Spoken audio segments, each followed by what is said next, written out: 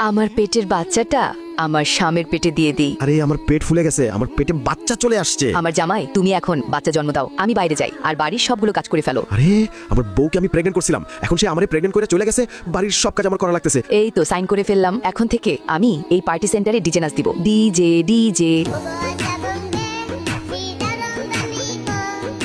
আমার পেট ব্যথা শুরু হয়েছে, বাচ্চা হওয়ার সময় হয়েছে, বাঁচাও। আপনি টেনশন করবেন না, আপনাকে আমরা এখনই হসপিটালে নিয়ে যাচ্ছি। এই তো আপনার ছোট একটা কিউট বাচ্চা হয়েছে।